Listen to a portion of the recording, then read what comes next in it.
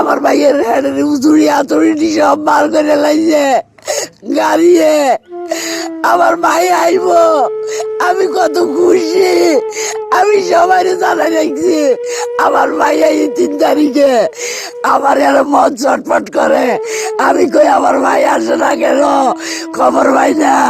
তাড়াতাড়ি আমার স্বামীরে বলছি, আমার স্বামী ফোন করে জানছে এই হোসেন তোমার মা কাকা আইসিনি, এখনো তো আসছে না। এরপরে 5 মিনিট পরে উঠে আমার ভাই শেষ তৈরি করে চলে গেছে। আর কি করবো, আমি তো থাকতে পারতে আসি না।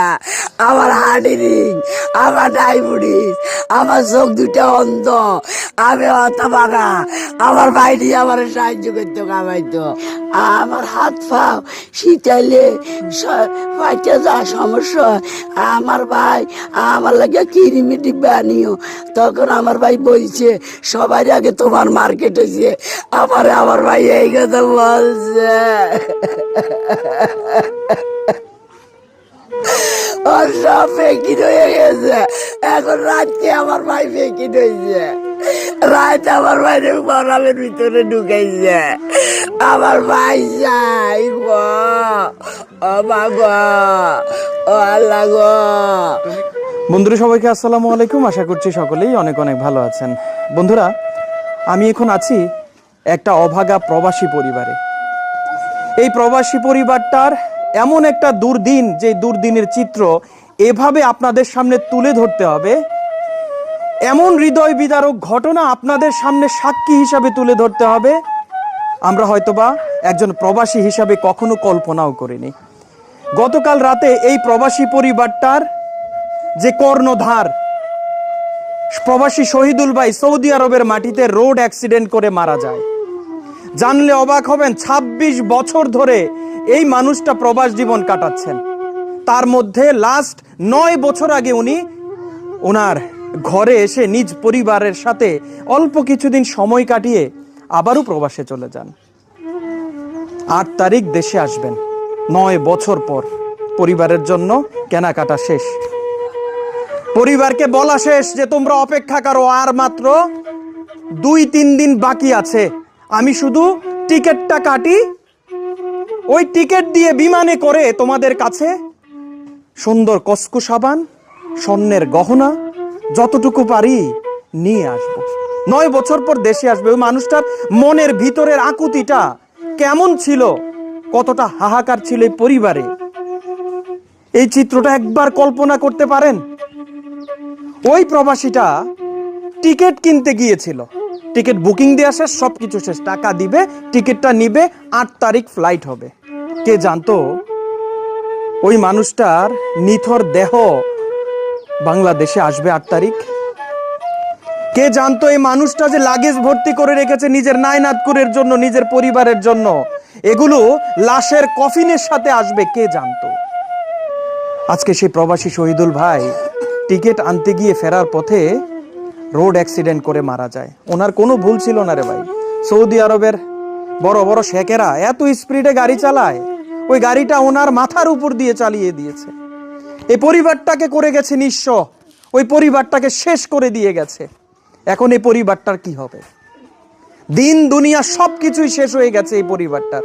আজকে সেই পরিবারের সদস্যরা ওই লাশটাকে তাদের কাছে একবার আনতে চায়, শেষ দেখাটা একবার দেখতে চায়। এই পরিবারটা ওই লাশটাকে যাতে ওখানে দিনের পর দিন ফ্রিজে পড়ে না থাকে। আমাদের প্রবাসীদের তো কাম শেষ হয়ে গেলে ভাই মরে টরে গেলে ফ্রিজে ঢুকে রাখা দিই। আমরা যখন এই প্রবাসী নামক যন্ত্রটা, যখন এই প্রবাসী নামক গাছটা লাড়ালাড়ি শেষ, যন্ত্র বন্ধ হয়ে গেছে, এই যন্ত্রকে আবার অকেজো হয়ে যাওয়ার পর এটা জাহান্নামের চৌরাস্তায় যাক, এর আমরা আর দরকার নাই ভাই। এভাবেই আমরা তাদের সাথে ব্যবহার করি। আজকে যাতে এই প্রবাসী শহীদুল ভাইয়ের সাথে এই ঘটনা না ঘটে, আমরা এই পরিবারটার কাছে আসছি এবং তাদের কাছ থেকে তাদের মনের আকুতিটা আপনাদের কাছে জানাচ্ছি। আপনারা যারা ভিডিওটা দেখছেন, জীবনে বহু ভিডিও শেয়ার করেন, কত নষ্ট ভিডিও শেয়ার করেন, কত নগ্ন ভিডিও শেয়ার করেন, এগুলো বন্ধ করে দিয়ে আজকে এমন একটা ভিডিও শেয়ার করেন যে ভিডিওর মধ্য দিয়ে, যে ভিডিও শেয়ার করার মধ্য দিয়ে আপনার একটা শেয়ার যাতে এই পরিবারে ওই লাশটা বাংলাদেশে আনার কারণ হয়, সেই কাজে আপনি শরীক হন। এমনভাবে ভিডিওটা শেয়ার করেন যাতে করে এই পরিবারটা তার বাবাকে, তার স্বামীকে, তার ভাইকে ফিরে পায়, সেই ব্যবস্থা করেন। আসসালামু আলাইকুম। আপনার কি হয়? মারা গেছে যে শহীদুল ভাই? আমার আমার ছোট ভাই ছোট ভাই? আমার ছোট ভাই শহীদ শহীদ ভাই মারা গেছে আমার ভাই। আমার ভাইয়ের হেডের উজুড়ি আতুড়ি সব বার করে লাইছে গাড়িয়ে। আমার ভাই আইব, আমি কত খুশি। আমি সবাই জানা দেখছি আমার ভাই এই 3 তারিখে। আমার এর মন চটপট করে। আমি কই আমার ভাই আসে না কেন, খবর পাই না। তাড়াতাড়ি আমার স্বামীরে বলছি, আমার স্বামী ফোন করে জানছে এই হোসেন তোমার মা কাকা আইসিনি, এখনো তো আসছে না। এরপরে 5 মিনিট পরে উঠে আমার ভাই শেষ ডিসিশন তৈরি করে চলে গেছে। আর কি করবো, আমি তো থাকতে পারতে আসি না। আমার হার্ট রিং, আমার ডায়াবেটিস, আমার চোখ 2টা অন্ধ, আমি অত বাগা। আমার ভাই দিয়ে আমার সাহায্য করতো, কামাইতো, দিত। আজ আমার কেউ নাই, আমার কেউ নাই, আমার কেউ নাই, আমার কেউ নাই, আমার কেউ নাই গো, আমার কেউ নাই। আমার ভাই কত ভালো মনের মানুষ। আপনার কি হয়? হ্যাঁ, আপনার স্বামী? আপনার কয় ছেলে কয় মেয়ে? 3 ছেলে 1 মেয়ে। আপনি কখন শুনছেন আপনার স্বামী রোড অ্যাক্সিডেন্টে মারা গেছে? সন্ধ্যার আগে আমার লগে একবার কথা কইছে, সন্ধ্যার পরে আবার কথা কইছে। 5 ফুট লই যাইতে একবার কথা কইছে, 5 ফুটের লাই রুমও যাইতেও কথা কইছে। উনি কি টিকিটে আনতে গেছিল শুনলাম? হ্যাঁ, 5 ফুটের লাই রুমও গেছে, যাই পাসপোর্ট নিয়ে টিকিট আনতে যাবে? হ্যাঁ, টিকিট ঠিক করিয়ে দিয়েছে। হ্যাঁ। তো এবার কয় আমি 5 ফুটটা দিই, এবার আমি আবার বাড়িতে কল দিই, তুই মোবাইলটা কাছে রাখো, আমি তোমার লগে কথা কই। এই কথা কইছে। পরে আমি এবার তুমি সেই আবার ঘুমাইও না, না ঘুমাইতেন না। পরে আমি আবার 2-3 বার কল দিছি, দে না মোবাইল বন্ধ, মোবাইল খোলা নাই। আমি এমনি শর্টফট করতে আছি, কিরে কইছে ফোন দি, বন্ধ, ফোন দেয় না। এবার আমার বড় ছেলের পুলিশে ফোন দিয়ে কইছে দেতের বাপ মারা গেছে। এবার আমার বড় ছেলে মনে আধা ঘন্টা পরে আর বড় ছেলে ফোন দিয়ে কইতেছে মা হেতের বাপ মারা গেছে। আমি বিশ্বাস যাই না, হরে কইতেছে মা সত্যি পুলিশে আরে ফোন দিছে তোর বাপ মারা গেছে। ওনার কাছে ওনার লাশটা কি বাংলাদেশে আনতে চান? একটাই আনুগো কাছে আবেদন, আজ 9 বছর হে বাড়িতে তো আর যে কোনো ঝামেলা নিয়ে বাড়িতে তো আর আশা ভরসা করছে, সব কিছু ঠিক করছে বাড়িতে তো হেরে কোথাও বাড়িতে নিতে নাই, এর দূরে চাই আর কিছু চাই না। এজন দেশ বাড়িতে জন আইজন ঘুমাইতে পারে জন, আর কিছু চাই না কাছে। একজন এর কথা মন হইলে জন কবরটাও জারাত করতে পারে। আনুগো কাছে একটা অনুরোধ, আর আমার কে চাইবো গো ভাই, আমি না অত বাগা গো ভাই, আমি না অসহায় গো ভাই। আপনি চিন্তা করেন না, দোয়া করেন, ভাইয়ের জন্য দোয়া করেন। ও ভাই, আমার কে চাইবো ভাই, ও ভাই। ওনার বোন প্রবাসী শহীদুল ইসলামের বোন যাকে দেখছেন অঝরে কাঁদছে, এই বোন অনেক রোগে আক্রান্ত, এই বোন অসহায়। এই অসহায় বোনটাকেও ওই ভাইটা চালাইতো, যে ভাইটা আজকে পৃথিবীর মায়া ত্যাগ করে চলে গেছে। চিন্তা করে দেখেন, এই সেই প্রবাসী, যে প্রবাসীরা নিজের জীবনকে বিলীন করে দেয় নিজের বোনের জন্য, নিজের ভাইয়ের জন্য, নিজের পরিবারের জন্য। 9 বছর, 10 বছর, 20 বছর, 15 বছর কোনো ব্যাপারই না, যতক্ষণ না পর্যন্ত পরিবারের মানুষগুলো ঠিক হবে, তাদের চাহিদা পূরণ হবে, ততদিন পর্যন্ত এই প্রবাসী ভাইটা নিজের দেহকে ক্ষত বিক্ষত করে দিতেও 1 ফোঁটা দ্বিধাবোধ করে না। আজকে উনি অসুস্থ, ওনার ট্রিটমেন্টটা পর্যন্ত ওই ভাই, যে ভাই সৌদি আরবের মাটিতে মারা গেছে, উনি করাতো। আজকে আমরা যদি এই পরিবারের আকুতি, এই পরিবারের শেষ ইচ্ছাটা পূরণ করতে না পারি, আমরা যদি এমবাসির দুয়ারে দুয়ারে ঘুরতে ঘুরতে এই পরিবারের লাশটা ফ্রিজে পচে গলে যায়, সেই দিন দেখতে হয়, তাহলে আমি মনে করি প্রবাসীদের রেমিটেন্স খাওয়ার কোনো অধিকার আমাদের নাই। আমি সৌদি আরবে অবস্থিত বাংলাদেশ দূতাবাসের যারা কর্মরত রয়েছেন তাদের কাছে অনুরোধ জানাই, আপনারা এই প্রবাসী শহীদুল ভাইয়ের লাশটা তার পরিবারে ফিরিয়ে দেওয়ার ব্যবস্থা করুন এবং ওনার উপর যেই মানুষরূপী কি আমি বলবো না, ওই মানুষটা যাতে এই পরিবারকে ক্ষতিপূরণ দেয়। এই পরিবার আজকে নিঃস্ব, দেখেন একটা টিনের ঘর ছাড়া কিচ্ছু নেই। এই পরিবারটা যাতে তাদের শেষ সম্বলটা ফেরত পায় এবং এই লাশটা বাংলাদেশে আনতে যত টাকা খরচ হয় যাতে তারা বহন করে এবং সম্পূর্ণ ক্ষতিপূরণ দিয়ে যাতে ওই লাশ সহ বাংলাদেশের জমিনে তাদের কাছে ওই কফিনটা ফেরত আসে, সেই দিনের অপেক্ষা আমরা আছি। যদি না আসে না, তাহলে আমি মনে করি 1,20,00,000 প্রবাসী আজকে আপনারাও নিরাপদ, আপনারাও মরবেন, আপনাদের কফিনও পৃথিবীর বিভিন্ন দেশে এভাবেই পচে গলে মরবে। তাই আপনাদের কাছে অনুরোধ জানিয়ে আপনারা ভিডিওগুলো শেয়ার করুন, আপনারা ভিডিওগুলো ভাইরাল করুন। এই একটা শেয়ার, একটা লাইক, একটা কমেন্ট যাতে এই পরিবারকে তাদের শেষ সম্বলটা এক নজর দেখার সুযোগ দেয়। আমি এখন কথা বলছি ওনার মেয়ের সাথে। আমরা অনেকদিন আমার বাবাকে দেখি না, এখন আমরা চাই আমার বাবা দেশে ফিরে আসুক। আমার বাবার লাশ যেভাবে সম্ভব তাড়াতাড়ি দেশে ফিরে আনার ব্যবস্থা করে, এতটুকুই আবেদন। আপনার বাবা এই যে আসার সময় আপনার জন্য কি কি কিনছিল বলছেনি কিছু? লাগেজ তো মনে হয় আগেই প্যাকিং করা শেষ। জি, আমার মেয়েদের জন্য, আমার ছেলে হয়েছে, ছেলের জন্য, সবার জন্য কেনাকাটা শেষ করছে। জি। আপনি কি বলছিলেন বাইরে, কি আনতে বলছিলেন?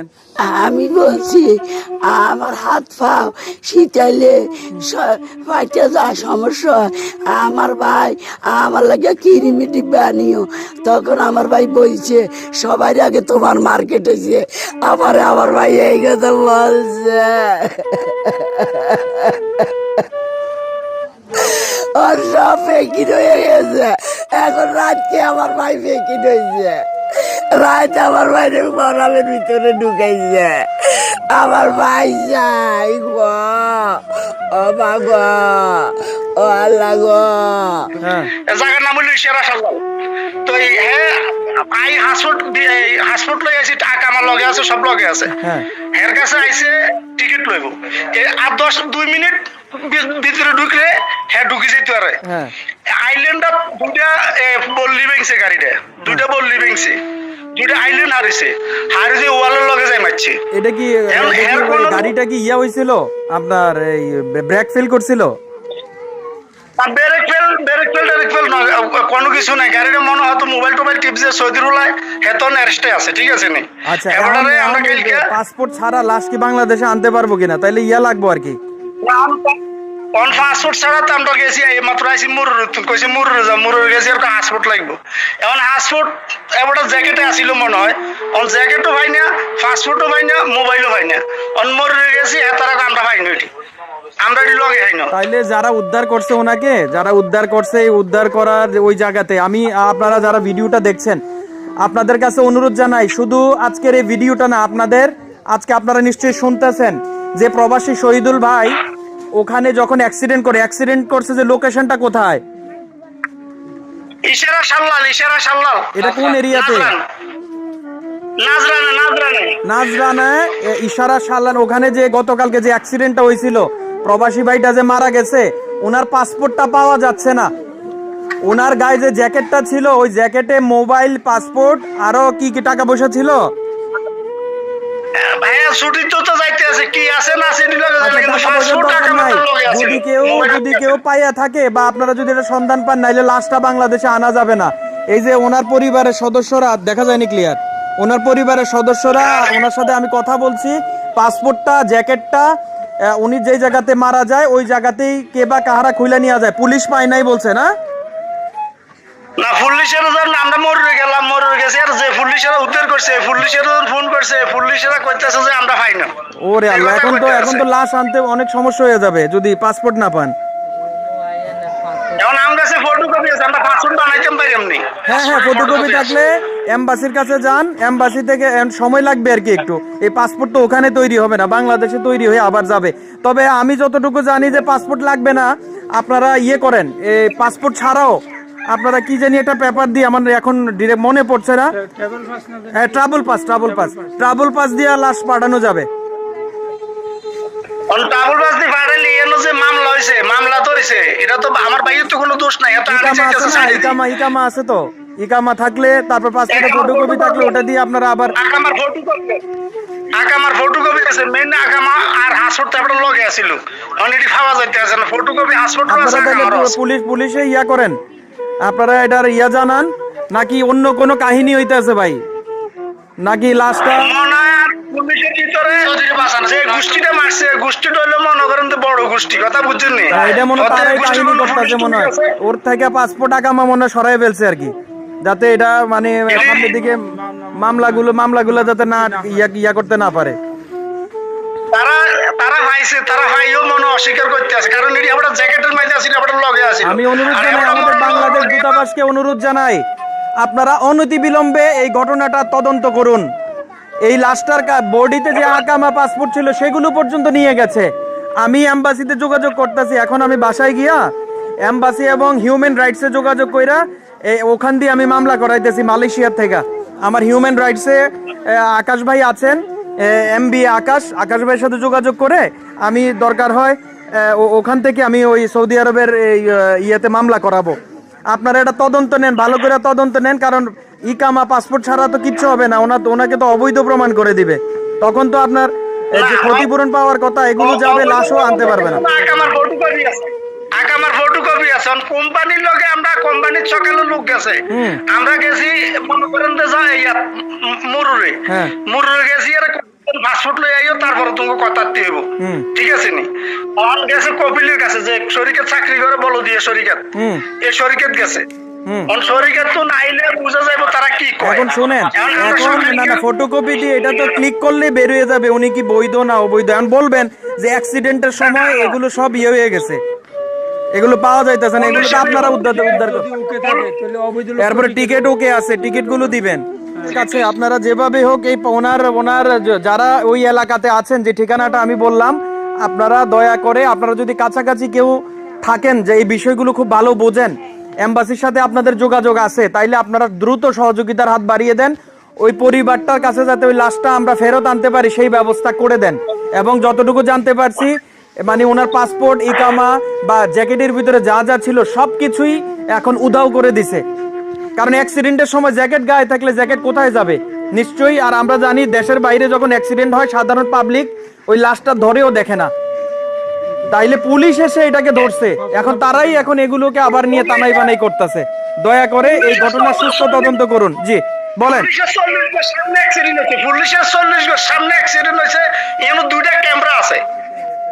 আপনারা দূতাবাসের সহযোগিতা নেন, দূতাবাসে গেছিলেন?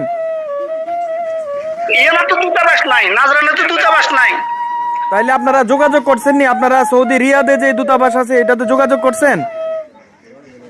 আমরা এটার অন্য কোনো কিছু মানে কালকে রাতকে তো অ্যাক্সিডেন্ট হয়েছে, আমরা 2টা বাজে আছি, সকালে গেছি। আচ্ছা শুনেন, আমার কাছে যে কাগজপত্র আছে আমি সৌদি দূতাবাসে এগুলো পাঠাইতেছি, আমি একটু পরে ওনার কাছে এই পাসপোর্ট ফটোকপি গুলো আমার কাছে আসছে, আমি এগুলো পাঠাইতেছি, দেখি দূতাবাস থেকে একটা দূতাবাস ক্লিয়ারেন্স দিয়ে দিলে তাইলে আপনার ধরেন নাজরানি বলেন ও যেখানে বলেন ওখান থেকে ইনশাল্লাহ ধরেন এটা ইয়া করা যাবে। আচ্ছা আচ্ছা, হ্যাঁ হ্যাঁ, ইয়া কি জানি আমার নাম্বার আপনার কাছে পাঠাই দিতেছি, আপনি সেভ করে হোয়াটসঅ্যাপে দিয়ে দেন। হ্যাঁ।